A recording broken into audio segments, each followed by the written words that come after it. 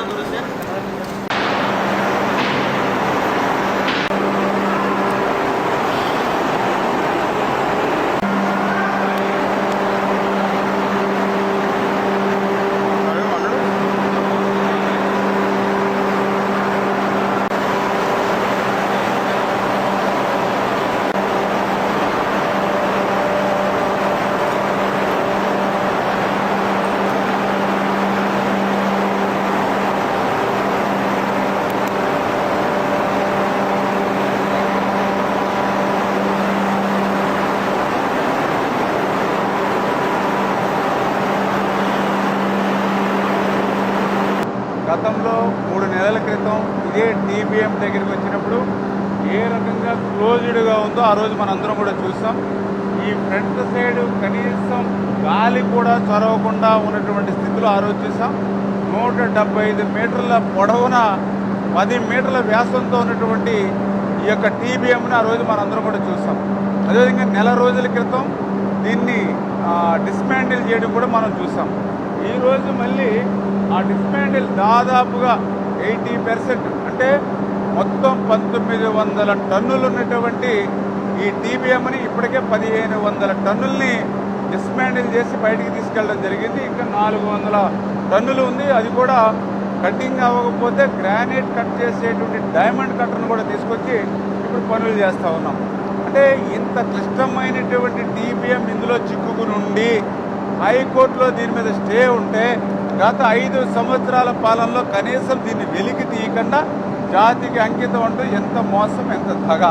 కానీ ఈరోజు హైకోర్టులో స్టే వేకేట్ చేయించి మళ్ళీ ఈ టీబీఎంని, ఇంత క్లిష్టమైనటువంటి టీబీఎంని విత్ ఇన్ టైం షెడ్యూల్ ప్రకారం ఇంకొక వారం 10 రోజుల్లో ఇది వెలికి 100% తీయగలుగుతున్నామని చెప్పి తెలియజేసుకుంటూ ఈ టీబీఎం చేయడమే కాదు, ఇప్పుడే మీరు చూస్తూ ఉన్నారు, లాస్ట్ టైం మనం వచ్చినప్పుడు ఇదంతా బెంచింగ్ అవలా, లుచ్చని వేసుకుని ఆ బెంచింగ్ పైకి ఎక్కినటువంటి రోజులు నాకు ఇంకా గుర్తున్నాయి. ఇక్కడ అటువంటి బెంచింగ్ని కూడా క్లియర్ చేసుకుంటూ ఇప్పుడే మీరు చూస్తూ ఉన్నారు, ఎక్కడ చూసినా కూడా మరి ఇంకా లైనింగ్ కాకుండా ఎక్కడికక్కడ పైన సరిగ్గా స్ట్రైట్గా చూస్తే అక్కడి నుంచి పెద్ద పెద్ద పైన ఉన్నటువంటి రాయిలు కూడా కిందకు పడినటువంటి పరిస్థితి. అంటే ఏ మాత్రం రాయి పడినా మన ప్రాణాలు కూడా గాల్లో కలిసిపోయేటువంటి పరిస్థితి. అటువంటి టన్నెల్లో లైనింగ్ ఇప్పుడే చూస్తున్నారు, దగ్గర దగ్గర నాకు తెలిసినప్పుడు 12:30 1 గంట టైం అయింది. అంటే 1 గంట సమయానికి కూడా ఒక పక్కన టీబీఎం పనులు, ఇంకో పక్కన గాంట్రీ. ఇప్పుడే చూస్తున్నాం లైనింగ్. ఈవేళ ఇటువంటి గాంట్రీలు 5 గాంట్రీలు పనిచేస్తూ ఉన్నాం అర్ధరాత్రి 1 గంటకి. అంటే ఇలా డే అండ్ నైట్ షిఫ్ట్లు అనేది లేకుండా మరి ఇంత ఏజెన్సీలు, ఇంత అధికారులు ఇంత పర్యవేక్షణ చేసి ఈ 2 ఏళ్లలోనే 3,000 కోట్ల రూపాయలు అమౌంట్లు ఇచ్చి ఇంత పనులు చేసేటువంటి పనులు ఇక్కడ కనిపిస్తూ ఉన్నాయి. ఇంకా ఇప్పటికీ ఇక్కడ లైనింగ్ లేకపోతే ఎట్లా ఉందో మీకు తెలుస్తూ ఉంది. ఈ లైనింగ్ లేకుండా ఇప్పుడే పైనుంచి ఎండలు పడుతూ ఉంటాయి. రేపు నీళ్ళు వస్తే ఎండ ఆగుతుందా? మొన్ననే మీరు చూశారు శ్రీశైలం ఆ లెఫ్ట్కి సంబంధించి టన్నెల్స్ పనులు 9 మంది గల్లంతైనటువంటి పరిస్థితి.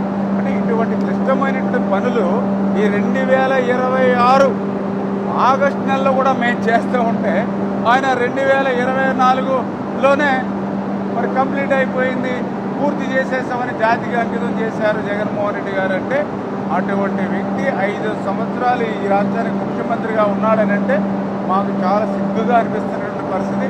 అటువంటి వ్యక్తి ఇంకా ఒక పార్టీకి అధ్యక్షుడిగా ఉన్నాడు అంటే ఇంకా ఎంతమందిని ఇటువంటి అబద్ధాలు అసత్యాలతో ముంచేస్తాడు అనేటువంటి భయం కూడా మరొక పక్క ఉన్నటువంటి పరిస్థితి.